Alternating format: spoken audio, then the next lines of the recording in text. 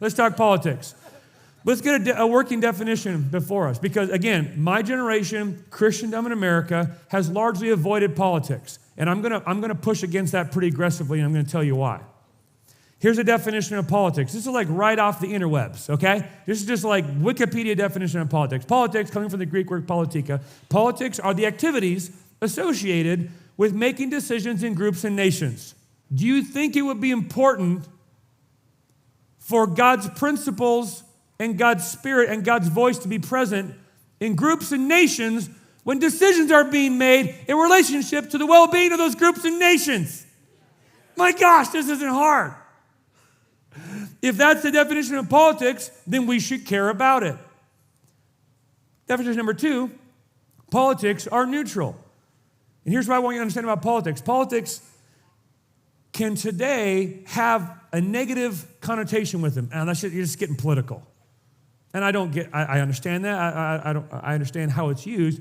But just in the pure sense of the word, I want you to think of politics in the terms of neutrality. Politics are like sex and money and food and relationships. They've been given to us as a gift. They're under the design of God, and they can be wielded for good or evil. And so politics are neutral, and politics will produce either wise, foolish, or evil policies depending on the loudest voices in the culture. Because politics don't shape culture. Politics flow out of culture. It's very important for you to understand. Which means, thirdly, politics not only shape us, which they do, politics are a reflection of us as a people. And this is what should be sobering for us. Politics not only radically shape our lives with the policies that they put in place, politics are a reflection of who we are as a nation. So if the politics are crazy and insane and off the rails and ungodly and unrighteous, we should stop and take a look and ask ourselves, how do we get here? Because ungodly and unrighteous leaders can not only act in such a way as to bring about the judgment of God, they can in themselves be the judgment of God. Have you heard of a guy by the name of Saul in the Bible? Israel had Yahweh as God, but no. They wanted a king like all the other nations. And so God finally said, okay, fine, I'll give you what you want. How'd that go for Israel?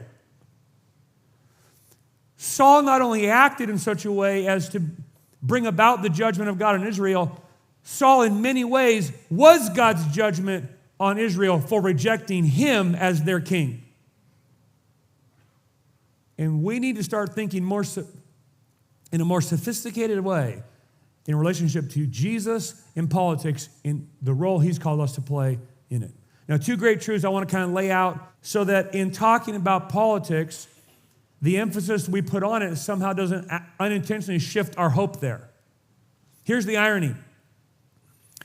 For some reason, these squishy, third-way, soft-woke, evangelifish voices of our day have been saying, pastors shouldn't talk about politics, they shouldn't get political, they should just teach the Bible. And I'll get to that later, why that's an utterly ridiculous statement. But here's what happens. If preachers don't talk about Jesus and politics as a way not to be political, politics can actually become one of the primary ways that preacher's people commits idolatry. Because if we don't talk about it, we can unconsciously, unintentionally begin shifting our hope there. And so we want to talk about it explicitly from the Bible, not because we're political, but because we're biblical. Hey everybody, Pastor Josh here. If you enjoyed that clip, you can check out the full sermon right here.